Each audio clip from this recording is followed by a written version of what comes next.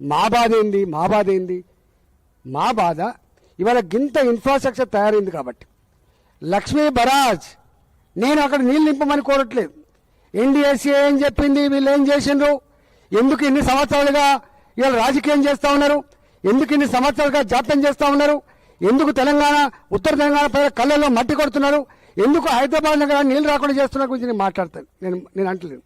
నేను అడుగుతుండాలి ఏంటంటే ఇవాళ ఇంత భయంకరమైన హెచ్చరికలు వచ్చిన తర్వాత కూడా మీకు సోయి లేకపోతే ఎట్లా అని చెప్పి అడుగుతున్నాను నేను.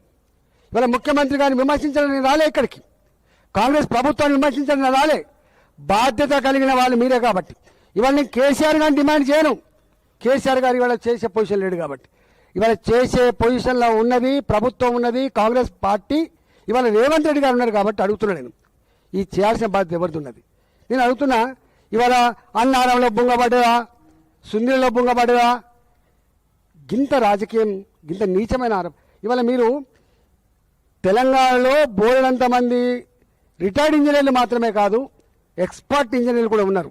ఒక మీటింగ్ పెట్టవచ్చు కదా, నిజంగా బొంగబడ్డలా, నిజంగా ఎన్ని టీఎంసీలు నింపవచ్చు, అన్నారంలో ఎన్ని టీఎంసీలు నింపవచ్చు, సుందీలలో ఎన్ని టీఎంసీలు ఎత్తిపోవచ్చు. ఇవాళ ఏం చెప్తుంది మళ్ళా, ఇక్కడ ఇంత భయంకరమైన తెలంగాణలో కరువు ఉండి, నేను మొన్న వరకు కరిమారు పోయినామన్నా, బిడ్డ ఒకసారి విత్తనాలు వేసినాం, పత్తి విత్తనాలు అవి పొట్టిపోయినాయి, మొలవలేదు, మళ్ళీ రెండోసారి కూడా మళ్ళీ విత్తనాలు వేస్తున్నాం బిడ్డ అన్నారు. అవి ఎండిపోతా అంటే మొలవకపోతే కుండలతోటి నీళ్ళు తీసుకుపోయి పోస్తున్నాం బిడ్డ, ట్యాంకర్లతో నీళ్ళు తీసుకొచ్చుకొని వేస్తున్నాం బిడ్డ.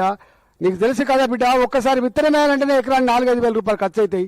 రెండోసారి కూడా విత్తనం వేసినాం, ఇవాళ మళ్ళీ పాత రోజులు గుర్తొస్తున్నాయి బిడ్డ అంటున్నారు వాళ్ళు. ఎక్కడ నార్లు వేలే. మీకు ఉండాల్సిన సో ఏంటంటే ఇవాళ మిషన్ భగీరథ వచ్చిన తర్వాత ఊర్లలో బావిల నీళ్ళు తాగుతలేరు, బోర్ల నీళ్ళు తాగుతలేరు. ఈ ఊర్లలో ఇవాళ ఎక్కడో ఎల్ఎండిలో నీళ్లు బటనాలు చేస్తే కొన్ని 100 గ్రామాల నీళ్ళు వచ్చే పరిస్థితి వచ్చింది. మరి చేసిండ్రు. ఇవాళ మొత్తం తాగే నీళ్లు తెలంగాణ ప్రజలకి మళ్ళీ గోదావరి నీళ్ళన్నా కావాలి, మళ్ళీ కృష్ణానది నీళ్ళన్నా కావాలి. పోయిన సంవత్సరం ఎట్లా నీళ్ళు వచ్చినాయి, ఎట్లా వర్షాలు పడ్డాయి, ఎట్లా గేట్లు ఎత్తినాం, దాని గురించి మాట్లాడుతున్నాను. నేను అంటున్న వాళ్ళు ఏంటంటే ఇవాళ రెండోసారి విత్తనం వేసి మొగుల వైపు చూస్తున్నారు ప్రజలు, రైతులు. మీకు తెలుసు ఒక పంట ఎండిపోతే ఎంత దుఃఖం ఉంటుందో. వెనుకట్లాగా గుమ్ములు లేవు బాబు, వెనుకట్లాగా ఘర్షలు లేవు. ఇలా వచ్చిన గింజ వచ్చినట్టే పోతుంది. ఇవాళ నిల్వ ఉండదు. ఒకప్పుడు అంటే 2 ఏళ్ళు కరువు వచ్చినా, 3 ఏళ్ళు కరువు వచ్చినా గడ్డి వాములు ఉండేది పశువులకు, సొప్ప అటుకుల మీద పెట్టి సాంప్రదాయం ఉండేది. ఇలా గుమ్ములలో వడ్లుండేది. 3 ఏళ్ళు కరువు వచ్చినా, 4 ఏళ్ళు కరువు వచ్చినా బతుకుతెరి ఉండేది. కానీ ఇవాళ చొప్ప అటుకులు లేవు, వరిగడ్డి వాములు లేవు, ఇళ్లలో ఘర్షలు లేవు, గుమ్ములు లేవు, నిల్వ లేదు. ఏ నెల కానలే కొనుకొచ్చుకోవాలి.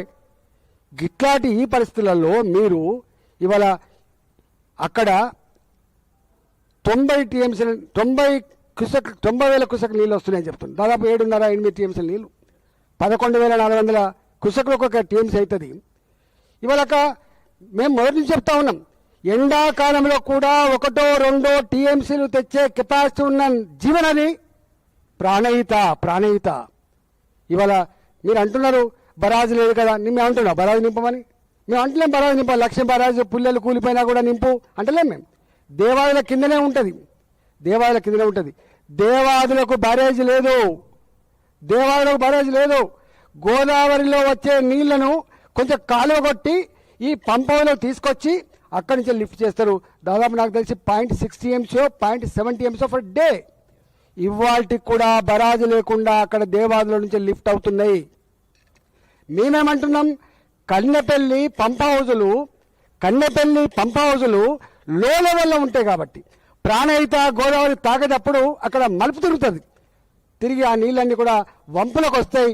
ఆ వంపు పాయింటే కన్నెపల్లి పంప్ హౌజ్ల పాయింట్. అది గక్కడ మోటార్లు మునిగితే చాలు. మన బాయిల మోటార్లు ఉంటాయి. ఉంటే ఎక్కడ దాకా మనం ఆన్ చేస్తాం. ఇవాళ చివరికి అదేమంటే బుడ్డి కింద ఫుట్బాల్ తేలేంత వరకు మనం ఆన్ చేస్తాం. ఇవాళ ఇక్కడ మోటార్లు మునిగితే చాలు కదా. ఇవాళ 90,000 క్యూసెక్ల నీళ్లు దాదాపు 7.5 టీఎంసీలు వస్తున్నాయి కదా.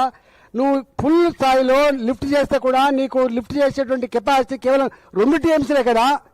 ఆ 2 టీఎంసీలు తీసుకుపోయి అన్నారం లేచి అక్కడ కూడా నువ్వు ఎక్కువ నిల్వ పెట్టకుండా మళ్ళీ మోటార్లు మునిగేంత వరకు నీళ్లు నిలుపుకొని అక్కడి నుంచి సుందీలు వేసుకొని అక్కడ కూడా నువ్వు మోటార్లు మునిగేంత వరకు నీళ్లు పెట్టుకొని నువ్వు సేఫ్ జోన్, నువ్వు చెప్తున్న సేఫ్ జోన్ ఇలా శ్రీపాద ఎల్లంపల్లి ప్రాజెక్ట్ అది మూలం. అక్కడి నుంచి నువ్వు అంతటికి పంపు చేసుకోవచ్చు. నువ్వు 160 టీఎంసీలా 200 టీఎంసీలా ఎంతైనా పంపు చేసుకునే ఆస్కారం ఉన్నది ఎల్లంపల్లి ప్రాజెక్టు. మీకు గిది అడుగుతున్నాం మేము, తప్ప ఇదేమన్నా? దీనికి మా రిటైర్డ్ ఇంజనీర్లు సూచనలు చేయాలి, మా ఇంజనీర్లు సూచన చేయాలి, దీనికి సమీక్షలు పెట్టాలి. నేను అంటున్నా ఎన్డీఎస్ఏ ఏం చెప్పిందో నీకెరక, చెప్పచ్చు. ఎన్డీఎస్ఏ ఇగో ఈ లక్ష్మీ బరాజులో మొత్తం పూర్తి స్థాయిలో దీన్ని రీసెర్చ్ చేయకుండా, దీన్ని అధ్యయనం చేయకుండా, దీన్ని రిపేర్ చేయకుండా నీళ్లు నిలబెట్టద్దని చెప్పొచ్చు. నేను ఒక్క సుక్క కూడా నీళ్ళు నిలబెట్టాలని చెప్పట్లేదు. పోతున్న నీళ్ళు అవి, ఇప్పటికి కరువులో పోతున్న నీళ్ళు అవి. నేను చెప్తున్నట్టుగా ఆ పాయింట్కు వచ్చే పోతాయి ఆ నీళ్లు, లో లెవెల్ పాయింట్కి వచ్చే పోతాయి నీళ్లు, గాలి లిఫ్ట్ చేయమంటున్నాం మేము. మీరు అంటున్నారు దీన్ని అడ్డం పెట్టుకొని రైతుల జీవితాలతో చెలగాటమాడే ప్రయత్నం చేస్తే ఇలా ఖబర్దారని చెప్పి హెచ్చరిస్తాను. ఇవన్నీ నేను అంటున్నా, మీరు మాట్లాడుతున్నారు, కాంగ్రెస్ పార్టీ నాయకులు, బీఆర్ఎస్ పార్టీ నాయకులు మాట్లాడుతున్నారు, నేను బీజేపీ నాయకులు మాట్లాడుతున్నా. ఇలా బెస్ట్ జడ్జెస్ ప్రజలు మాత్రమే. ఎవరు ఏం చెప్తున్నారు, ఎవరు ఎందుకోసం చెప్తున్నారు, ఎవరు చెప్పే నిజమో రైతులు రేపు ట్రీట్మెంట్.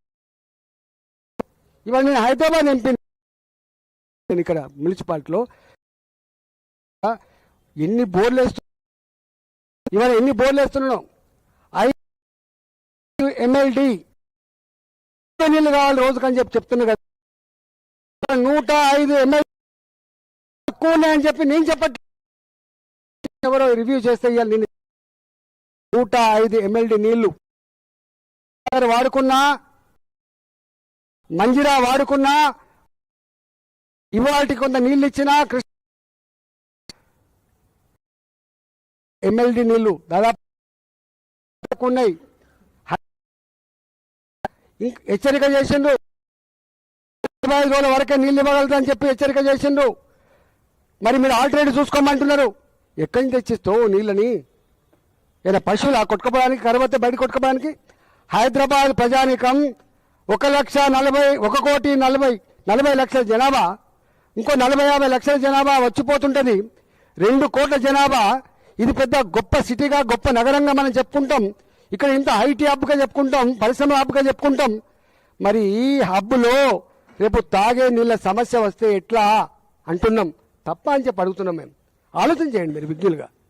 ప్రభుత్వంలో ఉన్న వాళ్ళు మీరు కదా, చేసే స్థాయిలో ఉన్న వాళ్ళు మీరు కదా, ఆలోచించాల్సింది మీరు కదా. అవసరమైతే రిటైర్డ్ ఇంజనీర్లతో మీటింగ్ పెట్టు కదా, నీ డిపార్ట్మెంట్తో మీటింగ్ పెట్టు కదా. నీకు అఖిలపక్షం పెట్టే సంస్కారం లేకపోవచ్చు, ఇతర పార్టీల కంటే కూడా నీకు ఎక్కువ అనుభవం ఉండొచ్చు, నాలెడ్జ్ ఉండొచ్చు. మేము కాదంటలేం, నువ్వు మేధా సంపత్తి ఉండొచ్చు. కానీ మేము అడుగుతున్నది రోజువారీగా హెడ్లైన్స్లలో గీ టైటిల్ రావాలని చెప్పే సోకు నీకు ఉండొచ్చు. రోజు ఆ వార్తలు చూసి సంతోషపడుతుండొచ్చు. కానీ ప్రజలు మాత్రం దుఃఖిస్తున్నారు. ఇలా అడుగుతున్నారు. నేను మొన్న పోతే ఒక 20 మంది అడిగిన ఏమైందంటే, సార్ తప్పు సార్, నువ్వు పట్టించుకుంటలేవు సార్, నువ్వు మా కరీంనగర్ జిల్లాలో వదిలిపెట్టిపోయినావు, నువ్వు పోయి హైదరాబాద్లో పడ్డావు, కష్టమవుతుందని చెప్తున్నారు అని 20 మందిని అడిగితే 19 మంది తప్పు చేస్తుంది సార్ గవర్నమెంట్ అంటున్నారు. అర్థం చేసుకో, నీ ఇంటెలిజెన్స్ ఎట్టిపోయింది, నీ ఆఫీసర్లు ఎట్టిపోయినరు, నీ కార్యకర్తలు ఉన్నారు, నీ నాయకులు ఉన్నారు, నీ గ్రామాల రిపోర్ట్లు ఉన్నాయి. నువ్వు బీఆర్ఎస్ పార్టీని బోన్లో నిలబెట్టే ఉద్దేశంతో నువ్వు నిలబెడుతున్నది బీఆర్ఎస్ పార్టీ నాయకులం కాదు, నువ్వు నిలబెడుతున్నది రేపు హైదరాబాద్ ప్రజానికాన్ని తాగే నీళ్ళు లేకపోతే నిలబెడతావు. నువ్వు బోన్లో నిలబెడుతున్నది ఉత్తర తెలంగాణ, నల్లగొండ, ఖమ్మం, వరంగల్, కరీంనగర్ ప్రజానికాన్ని, నిజామాబాద్ ప్రజానికాన్ని నువ్వు రైతాంగాన్ని నిలబెట్టబోతున్నావు. రేపు తాగే నీళ్ళకి కాస్త ఇబ్బంది వచ్చే ఆస్కారం ఉంది. కాబట్టి దయచేసి నేను అంటున్నా, రేవంత్ రెడ్డి గారు దాడులు పక్కకు పెట్టు, విమర్శలు పక్కకు పెట్టు, ఎదురుదాడి పక్కకు పెట్టు, నీచమైన రాజకీయాలు పక్కకు పెట్టు, ప్రజల గురించి ఆలోచించి నీకు ఆశీర్వాదం దొరుకుతుంది. గుర్తుపెట్టుకో. ఇవాళ మమ్మల్ని బీజేపీ బీఆర్ఎస్ ఒకటే, ఎట్లా బీజేపీ బీఆర్ఎస్ ఒకటే రేపు ముందు వెళ్తుంది బాబు. రేపు బీజేపీ రేపు ఏం చేయబోతుందో రేపు నీ కిందికి నీళ్ళు వచ్చినప్పుడు వెళ్తుంది బాబు. ఇవన్నీ అధికారం ఉన్నప్పుడు